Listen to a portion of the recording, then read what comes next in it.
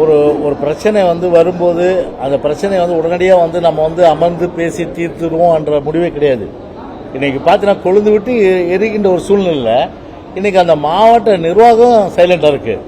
இன்னைக்கு அந்த மாவட்டத்தை சார்ந்த அமைச்சர்கள் இன்னைக்கு சைலண்டா இருக்காங்கன்னா இன்னைக்கு எப்படிப்பட்ட வந்து அப்போ வந்து நான் கேட்கிறேன், ஒரு ஒரு ஒரு மத ரீதியா மோதலை இந்த அரசு விரும்புதா? மத ரீதியா மோதல இந்த அரசு வந்து விரும்புதா? மத ரீதியான மோதல் வராம பாத்துக்கிறதால இந்த அரசாங்கத்துடைய பொறுப்பு. எனவே இதற்கு பதில் சொல்ல வேண்டியது இந்த ஸ்டாலின் மாடல் அரசாங்கம்.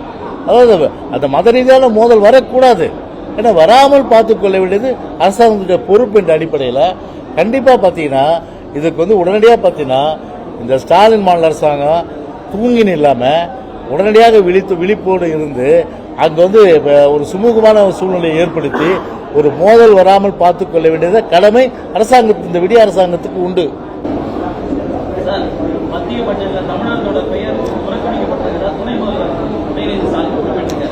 அவர் இன்னைக்கு தானே பேசியிருக்காரு. நேற்று காலையில் நான் பேசிட்டேன். நான் சொன்ன தமிழ் குரல் வந்து வாசிக்கிறீங்க. திருமதி நிர்மலா சீதாராமன் தமிழ்நாட்டை சேர்ந்தவர், ஒரு தமிழ் பெண், அதனால வந்து குரல் வச்சிட்டாங்க. ஆனால் குரலை வாசிட்டீங்க, ஆனால் நிதி ஒதுக்கலையே, பணம் கொடுக்கலையே, எதுவுமே கொடுக்கலையே. திருக்குறள் இருக்கு, அதே போல விமானம் இருக்கு, ரயில் எங்கேயாவது வந்திருக்கா?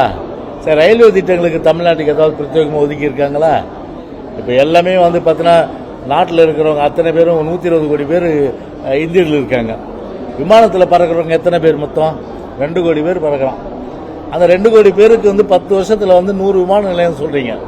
ஆனா ட்ரெயின்ல போறவங்க எத்தனை பேர் இருக்காங்க?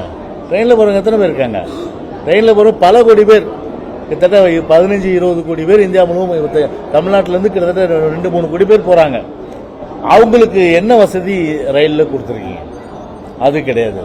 அதனால முழுக்க பார்த்தா நெசவாளர்களுக்கும் சரி, விவசாயிகளுக்கும் சரி, தொழிலாளர்களுக்கும் சரி, மீனவர்களுக்கும் சரி, அரைச்சமாக இருக்கிற மாதிரி தானே ஒரு பிரத்யேகமான ஒரு இன்டகிரேட்டட் பிளான், அதாவது ஒருங்கிணைந்த ஒரு திட்டத்தை வந்து இந்த மைய அரசு, இந்த மத்திய அரசு அது கொண்டு வரவில்லை என்றுதான் உண்மையிலே ஒரு ஏமாற்றம் அளிக்கின்ற ஒரு சூழ்நிலை. இன்கம் டாக்ஸ் 10 லட்சத்துக்கு 12 லட்சத்துக்கு கொண்டு பெருமை பேசுறீங்க. நான் கேட்கிறேன், 12 லட்சம் நீங்க கொண்டு வந்தீங்கன்னா 12 லட்சம் ஒருத்தர் சம்பாதிக்கிறாரு. அவர் சம்பாதிக்கும் போது என்ன பண்ணா 13 லட்சமா சம்பாதிச்சாருன்னா அந்த 1 லட்சத்துக்கு தானே டாக்ஸ் போடணும். எப்படி நீங்க 13 லட்சத்துக்கு நீங்க டாக்ஸ் போடுவீங்க? ஸ்லாப் வருமா? அப்போ என்ன அர்த்தப்பா? அட்டையில வந்து அட்டை வந்து எப்படி அந்த ரத்தத்தை வந்து உரியுமோ அந்த மாதிரி ஒரு சிட்டிசனுடைய, ஒரு குடிமகனுடைய அந்த ரத்தத்தை இன்கம் டாக்ஸ் வழியில் உரிறீங்க நீங்க. நியாயமா பார்க்க போனா ஒருத்தர் 25 லட்சம் வந்து சம்பாதிக்கிறார், 12 லட்சத்தை தள்ளுபடி பண்ணிடுங்க, மீது 13 லட்சத்துக்கு போடுங்க. இல்ல 13 லட்சம்னா அந்த 1 லட்சத்துக்கு போடுங்க. அந்த 1 லட்சம் அவங்க சம்பாதிச்சதுனால 12 லட்சமும் சேர்த்து டாக்ஸ் கட்டினா அது என்ன சமநீதி? அது சமூக நீதியா?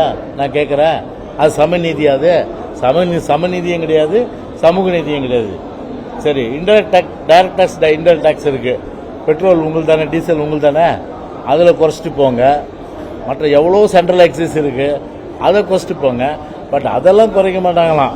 இன்கம் டாக்ஸ் மட்டும் நாங்கள் குறைச்சிட்டோம்னா என்ன? இன்கம் டாக்ஸ் வந்து எத்தனை பேர் கட்டுறோம்?